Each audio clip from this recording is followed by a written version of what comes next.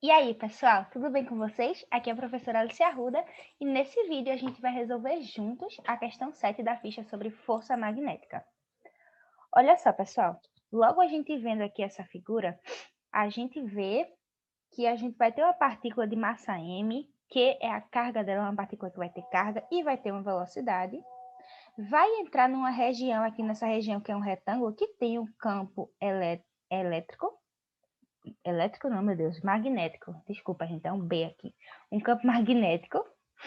E aí ela vai fazer uma trajetória circular, certo? Então a gente já pode perceber que a gente vai precisar lembrar sobre o conceito de campo magnético, força centrípeta, porque aqui está fazendo uma curva, certo?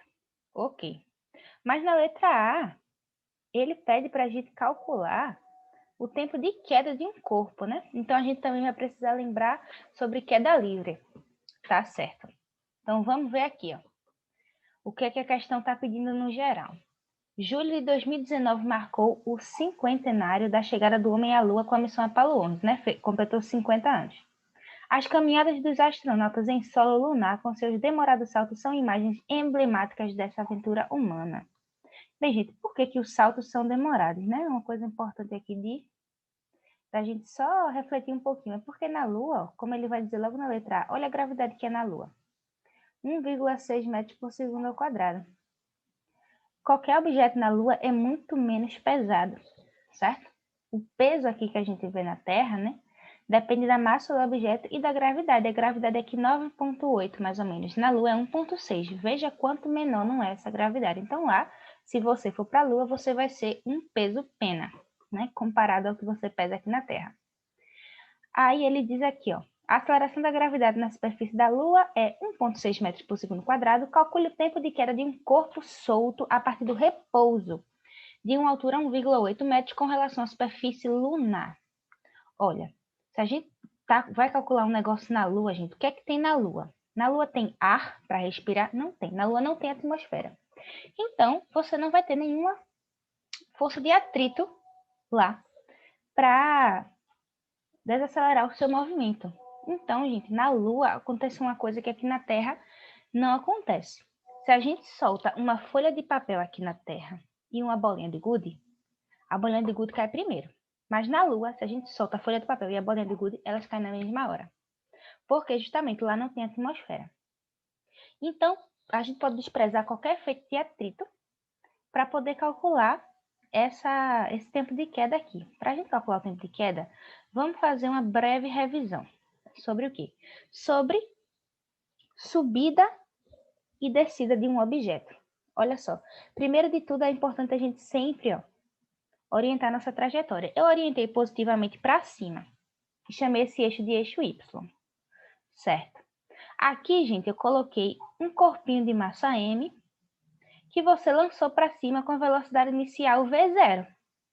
Perceba que aqui ele está sofrendo a ação da gravidade, e a gravidade é a aceleração. Então, se o corpo sobe para cima, mas a aceleração aponta para baixo, esse movimento ele é acelerado ou desacelerado? Pensa comigo, quando você joga um negócio para cima, ele vai subindo cada vez mais rápido ou ele sobe cada vez mais devagar e para? Segunda opção, né? Sobe, para, depois que para, começa a cair e volta para onde a gente jogou. Pois é. Então, é exatamente o que a gente vai esperar aqui, ó. Quando você lança qualquer coisa aqui em cima, ela vai desacelerar por causa da gravidade, vai chegar até um ponto que é a altura máxima que consegue alcançar. E aí zera a velocidade. A velocidade aqui começa V0, vai desacelerando, desacelerando, desacelerando, desacelerando, desacelerando, chegou na altura máxima, parou. E depois que chega nessa altura máxima, o que é que acontece? Ele fica lá? Não. Tem o peso aqui atuando, né? Então faz a bolinha cair. Mas aqui, ó, ela vai partir do repouso, porque ela para no ar e cai. E aí vai começar a cair. Na hora que ela cai, perceba que a velocidade e a aceleração estão na mesma direção. Então, esse movimento agora ele é acelerado. A bolinha que começa o seu movimento a partir do repouso, começa a cair com a velocidade cada vez maior. E quando ela chega aqui, na mesma altura em que ela tinha sido lançada, ela vai ter a mesma velocidade V0. A diferença é que, como agora está apontando no sentido oposto, é menos V0, certo? Simplesmente isso. Como esse movimento é uniformemente acelerado, lembre, na subida ele é retardado, na descida ele é acelerado, certo? Como ele está sofrendo com essa aceleração da gravidade, a gente pode descrever as equações para a velocidade e para o deslocamento nesse formato aqui. Velocidade igual a velocidade inicial menos a aceleração da gravidade vezes o tempo. Por que menos, gente? Porque se você orientou a trajetória para cima e a gravidade aponta para baixo, ela está no sentido negativo. Certo? Por isso que aqui é negativo e aqui também. Quem é essa altura final e essa altura inicial? Na subida, veja que a altura inicial é essa aqui. A gente pode escolher esse ponto como ponto zero. Vai ser útil para a gente. E a altura máxima, que é essa aqui, ó, esse aqui é o H máximo, na subida é o H final. Na descida, esse H aqui, na verdade, é o H inicial. E o H0 é o H final. Isso aqui na descida, tá, gente? Isso aqui é na descida. Então, lá na questão, ele pediu para a gente calcular o tempo de queda. Então, como é que a gente pode usar essas equações aqui para calcular o tempo de queda? Assim, e se você também ficar com dúvida, né? Porque a gente escreveu essas duas equações aqui, só serve na subida, só serve na descida, serve nas duas situações. Por quê? Porque é a mesma situação, gente. Você está descrevendo a mesma situação em relação a esse sistema aqui, em relação a essa orientação, certo? Então, aqui, para a descida, você pode sim usar essas duas equações. Por quê? Porque você continua na descida orientando o seu sistema positivamente para cima. Então, na descida quer dizer que você vai ter uma velocidade negativa e uma gravidade negativa, certo? Deixa eu só provar para vocês, ó. Percebam que a velocidade aqui na descida vai ser a velocidade inicial, sendo que a velocidade inicial na descida é zero. Então, vai ficar zero menos gt. Então, a velocidade vai ser o quê? Negativa. Menor que zero. Não é o que a gente está esperando, que agora a velocidade aponta para baixo? Exatamente. Então, não tem problema nenhum, né? Você achar que isso aqui você agora vai ter que mudar. Ah, não. Se é descida, eu preciso orientar para baixo? Não. Se você quiser, sim. Mas não tem nada que lhe impeça de usar o mesmo sistema, a mesma orientação que você usou para analisar a subida. Certo. Como é que daqui dessas equações eu posso tirar o tempo de queda? A questão não deu muita informação para a gente, não. Ela disse que essa altura máxima é 1,8 metros. Teve alguma outra informação que nos foi fornecida? Vamos lá dar mais uma olhada. Só a gravidade da Lua, 1,6 metro por segundo quadrado. E a gravidade, 1,6 metro por segundo ao quadrado. E agora se vire para calcular o tempo de queda. Olha, a gente pode olhar simplesmente para a equação da velocidade para encontrar esse tempo de queda? A gente até pode. A gente tem a velocidade inicial, que vai ser o repouso, vai ser zero. A gente tem a gravidade, mas a gente não tem V. Então, como é que eu vou determinar o tempo? Complicado. Mas eu posso olhar para o deslocamento, olha só. Porque eu tenho a minha altura inicial. Que é a minha altura inicial? Se a gente está olhando para a descida, gente, quem é a altura inicial aqui? É justamente a altura máxima. Então, eu quero saber quanto tempo vai durar para a minha bolinha partindo dessa altura máxima, partindo de 1,8 metros, cair na altura final, que eu escolhi chamar de zero, com velocidade inicial nula, sob a ação da aceleração da gravidade na Lua. Quanto vai ser esse tempo? Então, vamos lá anotar. Vamos ficar com altura final menos altura inicial igual a velocidade inicial vezes o tempo, aqui é zero, porque a velocidade inicial é zero, a bolinha parte do repouso, menos a aceleração da gravidade vezes o tempo de queda ao quadrado dividido por 2. Para ser o tempo de queda, a gente tem que prestar atenção aqui. Quem vai ser a nossa altura final? Zero. Como assim a altura final é zero? Gente, porque a gente está analisando a descida. Para a gente analisar a descida, qual é a altura inicial? A altura máxima, né, que a gente alcançou, que foi 1,8 metros. Então, essa é a altura inicial. E a altura final é depois que a bola... É uma bolinha, não é uma partícula. Meu Deus, eu não me lembro. Um corpo qualquer, gente, perdão. um corpo qualquer solto, partícula, bolinha, o que for, certo? Que você soltar, porque lembre, na Lua tanto faz, folha de papel, bola de gude, um piano, um elefante, vai todo mundo cair com o mesmo tempo. Então, essa altura final aqui vai ser 0. Aqui vai ser 0 menos gt² dividido por 2, tempo de queda. Menos e menos, então fica todo mundo positivo. Certo. Quem é g é 1,6. Vai ficar 2. Não, vou repetir aqui para não complicar vocês. Ó. Menos tempo de queda dividido por 2. Tempo de queda está ao quadrado. Aqui, menos com menos, fica todo mundo mais. Certo? Agora vamos para uma próxima transparência.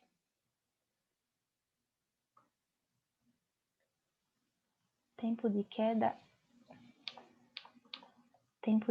ao quadrado, aqui dividido por 2, aqui 1,8, e aqui tinha o G, certo? Vamos substituir os valores. 1,6 metro por segundo ao quadrado, vezes o tempo de queda ao... Esse meu Q, tempo de queda ao quadrado dividido por 2, 1,8. Passando 2 para lá, o tempo de queda vai ficar igual a 2 vezes 1,8 dividido por 1,6. O tempo de queda está ao quadrado. Quando a gente tem um quadrado, a gente faz o quê? Passa como raiz. O tempo de queda vai ser a raiz de 2 vezes 1,8 dá 3,6 dividido por 1,6. Como é que... Então, aqui 2,25, raiz de 2,25 vai dar 1,5. 1,5 vezes 1,5. É isso mesmo. Tá tudo certo? Então, 1,5 segundos. Mas será que é segundo mesmo? A gente tem que sempre provar as unidades. Não esqueçam. Gravidade está em metros por segundo ao quadrado. Gravidade. O tempo de queda, não sei. Dividido por 2. 2 não tem nenhuma unidade. E aqui do lado eu tenho 1,8 metro. Então, e eu tenho um tempo de queda aqui que está ao quadrado. Veja. Esse segundo aqui está ao quadrado. Metro, corta com metro.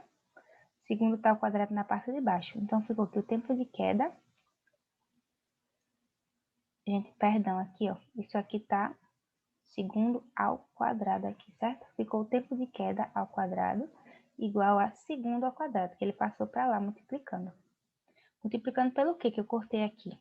Quando você corta, você fica com 1 segundo ao quadrado, tempo de queda ao quadrado, igual a 1, tá? Você cortou, mas não virou 0 não, vira 1. E aí esse segundo passa para lá multiplicando. Cortei quadrado com quadrado, então o tempo de queda é expresso em segundos. Segundos, correto, o tempo de queda é 1,5 segundos. Certo. Então, qualquer coisa que você lançar lá da Lua, da altura de 1,8 metros, qualquer objeto vai cair depois de 1,5 segundos. Bem, gente, agora vamos responder a parte B da questão, né? Que é sobre, realmente, né, sobre a força magnética. Olha, ela está falando sobre espectrometria de massas. Isso é uma técnica, né? Que pode ser usada na identificação de moléculas da atmosfera e do solo lunar. Tá, como, né? Vamos entender como é que funciona. A figura a seguir mostra a trajetória no plano do papel de uma determinada molécula ionizada com carga tal. Opa, que é uma molécula ionizada, gente? É simplesmente uma molécula que tem uma carga líquida diferente de zero. Carga líquida, dentro da molécula tem um líquido? Não, não é isso. Quer dizer que, né, toda a matéria, né, gente, formada por átomos, e átomos são formados por prótons, nêutrons e elétrons. Se você bota elétrons a mais numa molécula, ela fica carregada negativamente. Se você arranca elétrons, ela vai ter menos elétrons do que prótons. Então, fica com mais prótons, fica positiva. Certo? Isso é uma molécula ionizada. Então, quando uma molécula ionizada entra na região do campo magnético do espectrômetro, sombreado na figura com velocidade tal, lá vem essa molécula que tem uma carga, ou seja, a molécula está ionizada, com uma velocidade e entra numa região de campo magnético. O que é que vai acontecer? Bem, creio que vocês lembram, que vocês, né, já aprenderam sobre isso. Olha só. Se aqui nessa região eu tenho um campo magnético, e eu ponho uma carga aqui no meio, já tem essa carga aqui no meio, ela está parada. Eu venho aqui com o campo magnético e boto ele aqui. O que é que vai acontecer? Vai surgir uma força magnética na minha carga? Não. Por quê? Porque a carga está parada. Se a carga está parada, ela não sente a presença do campo magnético. O que é isso? Ela vai sentir o campo magnético vai tocar nela? Não, gente. Sentir a presença do campo magnético quer dizer que não vai ter nenhuma resultante de força magnética ali. Certo? Não vai atuar nenhuma força magnética naquela carga. Mas tudo muda se aquela carga ali tem velocidade. Se aqui tem uma região onde tem um campo magnético, a carga vem se movimentando. No momento que ela entra na região, a trajetória dela é alterada.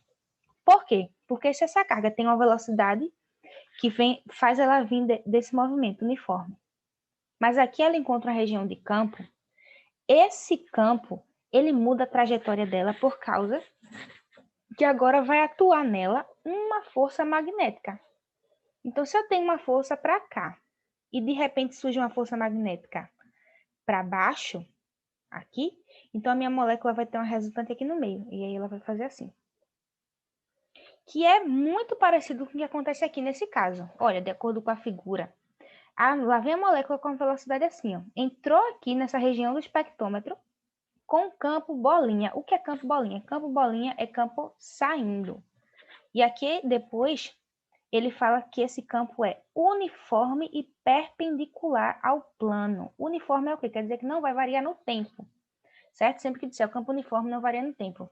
Então, o campo agora varia 0,4 Tesla, daqui a 1 segundo 0,4 Tesla, daqui a 3 segundos é o mesmo valor, daqui a 5 minutos, daqui a 1 hora, daqui a 20 minutos. Qualquer tempo que você olhar, este campo vai ser perpendicular ao plano do papel, e uniforme, com o mesmo valor, certo? E se é campo bolinha, é campo saindo, certo? Se a gente imaginar que a folha de papel é a tela do computador, o vetor do campo magnético está apontando diretamente para você, perpendicular à tela. Como ilustra a figura, na região de campo magnético, a trajetória é circular, com esse raio aqui, e a força centrípeta é dada pela força magnética de Lorentz. Isso aqui, gente, é nada mais nada menos do que a regra da mão esquerda. Não sei se vocês lembram disso também, então a gente pode olhar aqui rapidamente. Olha, o que é que acontece, né? Se a minha partícula tem uma velocidade para cá, o campo magnético, mão esquerda, tá? Parece a direita para vocês, mas essa é a esquerda. Então, olhem para a sua mão esquerda. Seu polegar é a força magnética resultante. Esse dedo aqui, que é o anelar, vai ser, você vai apontar ele para onde o campo magnético está apontando. Nesse caso, o campo magnético está apontando para você. Então, você põe o campo magnético apontando para você. E o dedo do meio é o dedo da velocidade. Nesse formato aqui, a velocidade ficou para lá, mas a velocidade não está para lá, a velocidade está para o outro lado. Então, olha só que interessante, a minha força magnética, no primeiro ponto ali da trajetória que a gente está observando, está apontando para baixo. Isso faz algum sentido? Vamos pensar. Aqui, veja só. Então, aqui, ó, nesse ponto que a gente acabou de analisar, a força magnética está apontando para baixo. E olha, ela está apontando justamente para o centro. Ou seja, já parece uma força centrípeta. Porque aqui é justamente no momento que ela começa a sentir o campo magnético. Então, olha, no próximo ela já começa a curvar. Por quê? Porque essa é a velocidade. Lembra, a velocidade é sempre tangente aqui, ó. Então, a velocidade vai tangente, vai tangente, vai tangente a trajetória. E à medida que a velocidade vai se curvando, a força magnética está sempre apontando para o centro. Então, perceba que a minha força magnética atua como uma força centrípeta. Ela é que é responsável por mudar a trajetória da minha partícula, que antes vinha retilínea e de repente se curvou. Veja só, a partícula vem nessa direção, quando ela atravessa a região do campo magnético, ele pega a molécula e joga ela de volta. Então, vai atuar como uma força centrípeta. E aí, ele dá um módulo. Como eu disse para vocês, ó, isso aqui está casando exatamente com o que a gente já refletiu. Força magnética só surge se a molécula tiver uma carga, olha aqui, tem que ter uma carga aqui, e se ela tiver velocidade, olha aqui a velocidade B, vai surgir se ela for exposta a um campo magnético B. Exatamente o que a gente falou. Sabendo disso, vamos calcular qual é a massa dessa molécula. Olha aqui. Aqui eu tomei a liberdade de já anotar os valores que tem lá na questão e a gente já refletiu que a força magnética é igual à força resultante, que vai ser igual à força centrípeta. Quem é a força magnética? Carga vezes a velocidade dela vezes o campo magnético, igual à força centrípeta. Massa da partícula vezes a velocidade ao quadrado dividido pelo raio. O raio aqui é 36 centímetros. Que a gente vai usar em metros, porque a gente tem que colocar as coisas no SI, que é no Sistema Internacional, certo? Normalmente, distâncias em metro é sempre preferível você colocar, né? Normalmente não, gente. Sempre distâncias no SI está em metro. Tempo em segundos, massa em quilogramas. Então, olha só. Eu quero achar a massa e eu tenho todas as outras variáveis. Então, eu vou jogar o raio para lá. Eu fiquei com raio vezes a carga, vezes a velocidade, vezes o campo magnético, dividido por velocidade igual a massa. E aqui tinha velocidade. Eu vou jogar essa velocidade para cá. Ó. Então, eu vou apagar ela daqui. E aqui eu tenho quem é minha massa. Aqui a gente ainda pode simplificar mais um pouco. Quem é velocidade sobre velocidade ao quadrado? É velocidade sobre velocidade vezes velocidade. Corto uma com uma, fico com 1 sobre V. Então, cortei aqui, ó, fiquei só com velocidade embaixo. Substituindo os valores, vamos lá? Bem, vocês vão achar que a massa, gente, vai ser igual a 7,2 vezes 10 a menos 16. Tá, como que eu vou saber qual é a unidade da massa? Bem, vocês vão ter que substituir as unidades aqui. Vamos fazer o cálculo das unidades. Eu tenho raio multiplicando pela carga. Então, eu tenho metro multiplicando por coulomb, porque a carga está em coulomb e o raio está em metros, certo? A gente tem que usar o raio em metros. Se você usar 36 centímetros, vai dar errado. Então, deixa eu fazer o cálculo das unidades aqui em azul. Você vai ter raio em metro, a carga em coulomb e esse campo magnético em Tesla. E a gente também pode reescrever o Tesla, gente, como 1 kg por 1 coulomb vezes 1 segundo. E embaixo a gente tem metros por segundo. Então, o que é que vai acontecer aqui? Você vai multiplicar metro por coulomb por Tesla. Tesla é quilograma por coulomb por segundo. E embaixo você tem metros por segundo. Metro corta com metro, segundo corta com segundo, coulomb com coulomb, sobrou quilograma. Então, você tem 7,2 vezes 10 a menos 16 quilograma. Ou seja, é uma partícula super leve. Bem, é isso aí, pessoal. Foi isso que a questão pediu para a gente fazer e a gente conseguiu. Espero ter ajudado vocês. Até a próxima!